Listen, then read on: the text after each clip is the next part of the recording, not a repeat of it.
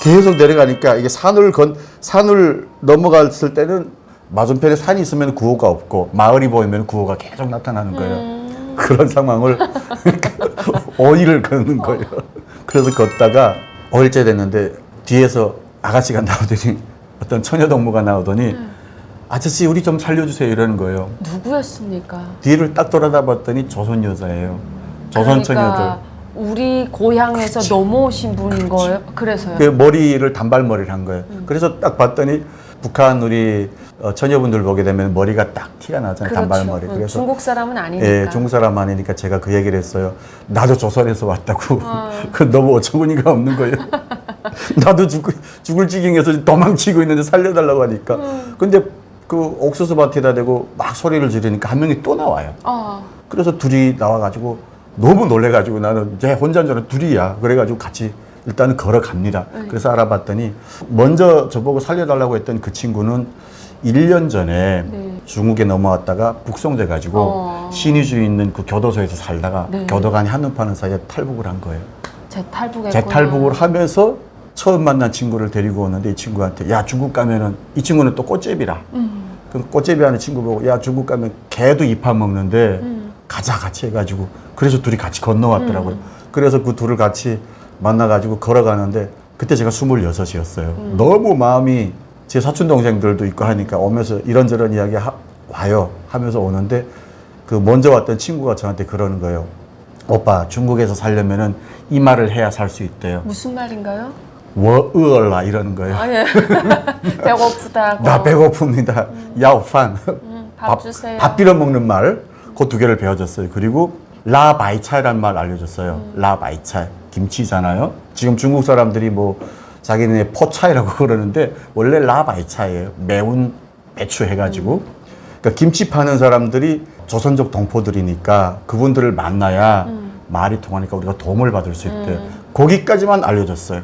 그렇게 하고 걸어가는데 제가 그 탈북하면서 신발이 확 떠내려가가지고 쓰레기장에서 신발을 하나 얻어 신었어요. 그랬는데 그걸 얻어 신고 가는데 발에 물집이 생긴 거예요. 네. 그래서 물집이 생겨가지고 가는데 이 처녀 둘은 갔어요. 네. 가면서 이 처녀 둘이 얘기를 하는 거예요. 오빠 우리가 먼저 가서 중국 사람 만나가지고 도움 좀 받아가지고 올 테니 아이고. 천천히 따라오시라고. 꿈깨. 그래서 갔어요. 갔는데 앞에서 오토바이가 하나가 와요. 근데 남자가 하나 타고 뒤에 얘네들 둘이 탄 거예요. 잡혔다. 아니 그래가지고 뭐 잡힌 건 아닌지 잡힌 건지 아닌지 모르겠지만 제 생각에는 이렇게 스쳐 지나가는데 영화 보면 슬로우 모션으로 보이잖아요. 딱 봤는데 원래 첫 번째 나와서 저를 불렀던 친구는 머리를 숙이고 있어. 근데 두 번째 나왔던 그 친구는 나를 보는데 눈물을 막 흘리면서 가는 거예요. 그래서 제가 거기서 다른 건 생각이 안 나고 그냥 일본의 그 종군위안부가 생각이 났어요. 그래서 그때 일단 그런 시간이 있어서 그 친구들은 갔고 저는 혼자 또 2시간을 걸었고 이틀을 더 걸어가지고 진짜 김치 파는 아줌마를 만난 거예요. 그리고 그렇게 돼서 중국에서의 사람과의 대면은 첫 시작이 된 거죠. 중국 사람과의. 그렇게 하고 본인은 어떻게 해서 찾아서 어디로 어떻게 가게 됩니까? 일단 한국까지 오는 과정이 좀 궁금하긴 한데 혹시 북송의 경험이 있으십니까? 아니요, 저는 북송은 안 당했어요. 너무 다행이네요. 너무 다행이네요. 네. 북송은 당하지 않았고, 너무 다행이에요. 네, 그냥 중국의 그 친구들 말대로 해가지고 김치 파는 아줌마를 만났고 그 아줌마 때문에 교회를 알게 됩니다. 교회에 가라고 해가지고 처음엔 그랬어요. 아니 무슨 지금 21세기에 무슨 교회냐고 하나님 믿는 막 정신병자라고 그랬거든요. 근데 교회가 어떤 곳인지는 북한에서 금방 오신 분들이 모르지 않나요? 교회라고는 몰랐죠 우리가. 네. 근데 나중에 봤더니 예배당, 북한이 예배당이라고 나오잖아요. 그렇죠. 그래서 갔는데 아주머니가 저한테 그래요. 김일성이 배지를 달고 있었거든요, 제가. 그러니까 그런 거, 그 가슴에 단 게 뭐냐잖아요. 김일성이 배지라니까 김일성이 나쁜 놈, 김정일이 나쁜 놈 막 욕을 하는 거예요. 김치 파는 아줌마가. 그래서 뭐라고 하셨나요? 우리 수령님을 왜 욕하냐고. 그 앞에서 그러셨어요? 그랬어요. 그러니까 야, 너네 수령님 비켜서 오면 북한에서 살아야지 왜 여기로 왔니? 이러는 거예요. 네. 너무 놀래가지고. 그러네. 수령님이 좋으면 거기서 살아야 되는데 내가 여기 왜 와 있지? 그래가지고 아줌마가 그러는 거예요. 니네 같은 아들 오게 되면은 교회로 가면은 돈 준다더라. 차비 얻으려면 거기 가서 차비 받아라. 나는 김치 팔기 때문에 돈이 없다는 거예요. 그래가지고 갔어요. 그래가지고 가서 간 것이 그것이 예배당이었고 교회였고 예, 거기서부터 시작이 된 거죠. 그렇군요. 그러면 그렇게 선교사님들의 도움을 네. 거기서 받아서 네. 한국의 어느 선을 잡을 수 있었던 네, 거네요. 네, 맞습니다. 제가 하나원을 나올 때 네. 12명의 태국으로 같이 오는 네네. 팀이 있었거든요. 아, 근데 그 네. 팀 중에 4명이 교회선으로 온다고 그렇죠, 하더라고요. 그렇죠. 네. 그럼 거기서 한국에 가자라고 해서 그럼 한국 가야 되겠다라는 결심을 어떻게 내리시게 됐나요? 처음에는 뭐 한국에 온다는 생각은 안 했어요. 그냥 그 신앙생활을 하면서 제가 중국 그 공안에 잡히는 계기가 있었어요. 그래요? 네, 그래서 거기에서 잡혔다가 풀려나면서 아 중국은 내가 있을 만한 곳이 못 되는구나. 그럼요. 가야 되겠다 해가지고 선교사님한테 부탁을 해가지고 원래는 북한에 간다고 했는데 북한에 가는 목적이 아니라 네. 북한 사역을 위해서 일을 하겠다고 했는데 한국으로 가는 길을 택해가지고 살려고 왔죠. 그냥. 그럼요. 근데 한국에 들어오기 위해서 네. 태국으로 가셨나요? 몽골로 가셨나요? 저희는 베트남으로 갔어요. 베트남으로? 네, 원래 루트가 중국, 베트남, 캄보디아, 태국이었는데 베트남에 갔는데 베트남에서 딱 스톱이 된 거예요. 저희 앞쪽까지 출발하고 저희가 스톱이 됐어요. 왜요? 모르겠어요. 그 스톱이 됐는데 이렇게 조가 있어요. 근데 거기 베트남에서 제가 6개월 있었거든요. 굉장히 오래 계셨네요. 오래 있었죠. 그래서 6개월을 있다가 저희가 2004년도 7월 27일에 한국 정부에서 전세기가 떠가지고 아, 그 유현주 언니랑 왔다는 그 그렇죠. 전세기 팀에 그럼 같이 있으셨던 그렇습니다. 거예요? 거기서 현주 동무랑 같은 비행기 타고 같이 구청을 받고 같이 하나원을 졸업하고 같은 예술단에서 있었고 네. 아, 그 행운의 전세기 2대를 띄웠던 맞습니다. 그 팀에 망라돼서 네네. 오셨군요.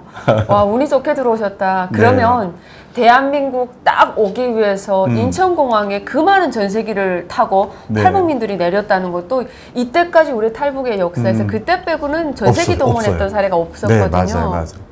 이 많은 사람들이 한국까지 온다는 사실에 좀 충격 먹었을 것 같은데요? 저는 충격 먹은 게 베트남에 있는 안가에 도착을 했어요. 저희가 9명이 갔었거든요. 9명이 중국에서부터 출발해가지고 갔는데 베트남에서 그 호치민이 위에 있고 사이공이 아래에 있었나요? 네. 아, 모르겠어요. 어쨌든 이 아래에 있는 도시에 사이공에 갔어요. 그래서 거기에서 저희가 안가에 들어가게 되는데 안가에 들어갔는데 100명이 있는 거예요. 집 한 채에. 너무 많다. 네, 그래가지고 거기서 딱 만나게 돼가지고 여기서 얼마를 있을지 모르잖아요. 하루를 있을지. 근데 6개월을 있는데 빨리 내 앞조가 가기만 기다린 거예요. 그래야 나도 가니까. 네.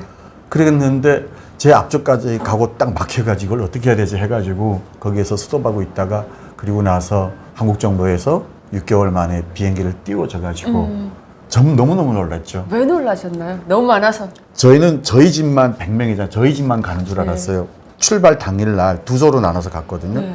첫 비행기가 26일 날 오고 두 번째 비행기가 27일 날 갔는데 이 집 하나를 베트남 군대들이 다 에워쌌어요. 거기에 버스가 와서 타고 가는데 공항에 도착하니까 200명이 되는 거예요.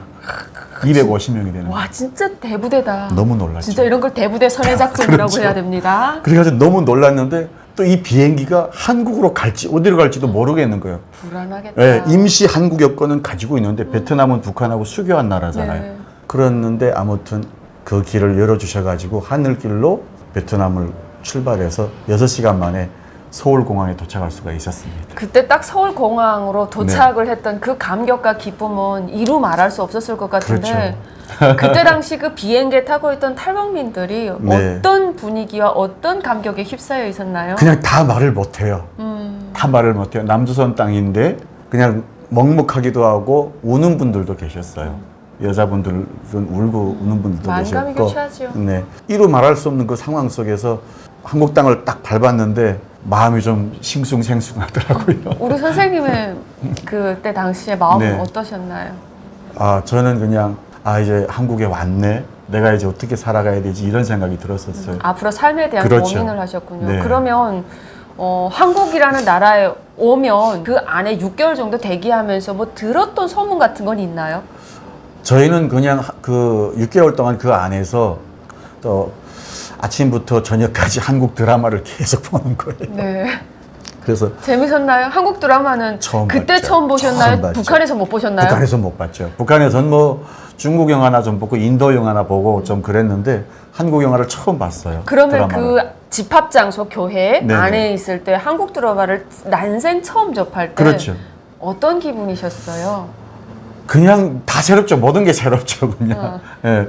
북한에서 쓰지 않는 일단은 음악을 했으니까 그 가수들이 노래 부르는 걸 보니까 OST잖아요. 거기 들어보면은 북한에서 쓰지 않는 창법이고 그리고 가사나 멜로디 진행이 다 북한하고는 틀리고 너무 저는 신비하게 들렸고 또 출연진들도 그렇고 드라마의 짜임새나 여러 가지가 북한하고는 비교할 수가 없이 너무 잘 저기 돼가지고 아무튼 너무 즐겁게 재밌게 봤던 것 같아요. 그랬던군요. 그러면 일단 국정원에 와서 네. 그때 당시 국정원에서 조사는 오래 받으셨나요? 저희는 하도 많이 와가지고 다른 분들은 한 달씩 있었다고 하는데 저희는 7일만 있었어요. 일주일을 굉장히 짧게 있었거든요. 있었네요. 네.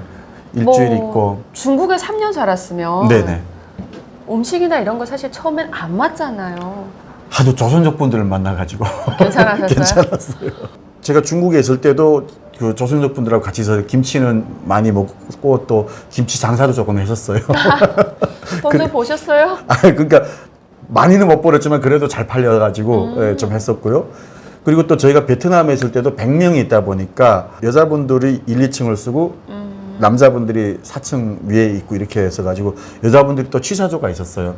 다 북에서 오신 분들이니까 음식 맛이 또 그러네요. 북한식 반찬을 해서 네. 보냈겠네요. 그래서 음식에 대한 고생은 크게 안 하고 그렇게 한국까지는 왔죠.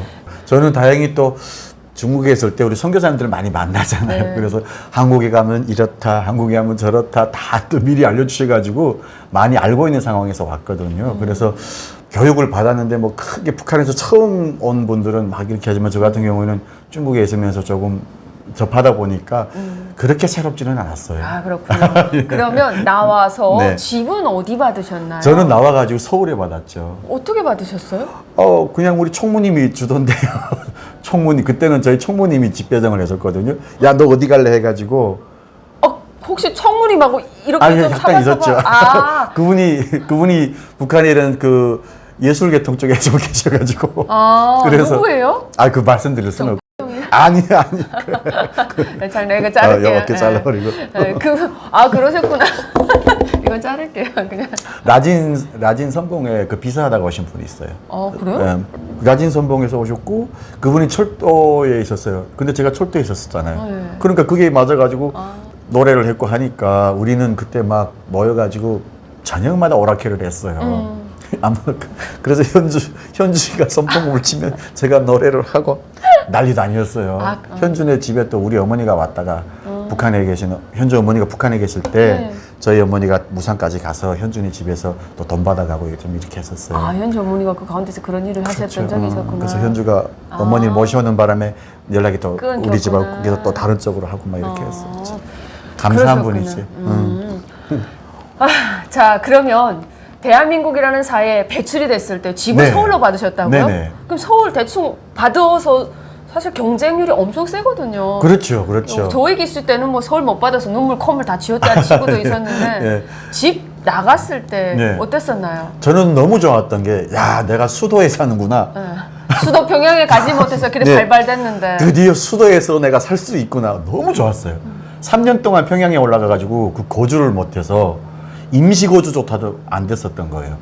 그래서 고생을 했는데 내가 남조선의 수도 서울에서 산다고 하니까 그게 너무 뿌듯하고 좋았습니다. 아파트가 뭐 너무 좋았죠. 일단은 뭐 영구임대 아파트지만 그래도 아파트고 저희는 지방에서 살 때 단층집에서 땅집에서 살았으니까 그래서 들어갔을 때 너무 좋았고. 물도 여기 북한 안 나오잖아. 물도 안 나오죠. 근데 여기는 이렇게 하면 따뜻한 물 이렇게 하면 차가운 물 나오지 가스불이지 얼마나 불 때릴 일도 없고. 네.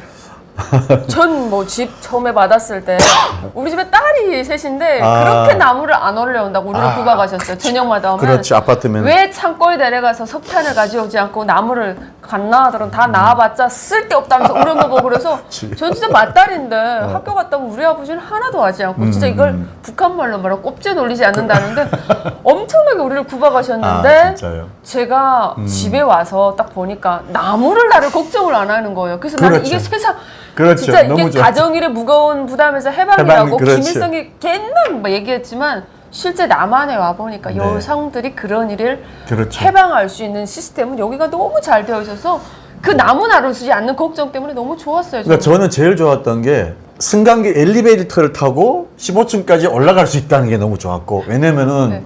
저희 그 형님이 낭랑구역에 사셨는데 30층짜리 아파트인데 제가 25층까지 걸어 올라갔던 적이 있거든요. 당연하죠.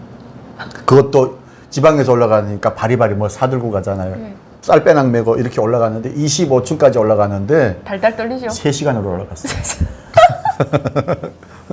아실만 네, 아시겠죠? 아시죠? 네. 술 10리터, 10리터, 20리터 아니에요. 네. 그럼 여기 배낭에 쌀이 30kg, 50kg를 들고 네. 25층까지. 그래서 그게 엘리베이터가 전기가 24시간 전기가 들어온다는 게 너무 신기했고 엘리베이터 타고 걸어서 안 가고 올라가는 거. 그리고 따뜻한 물, 차가운 물 나오는 거 네. 너무 좋았습니다.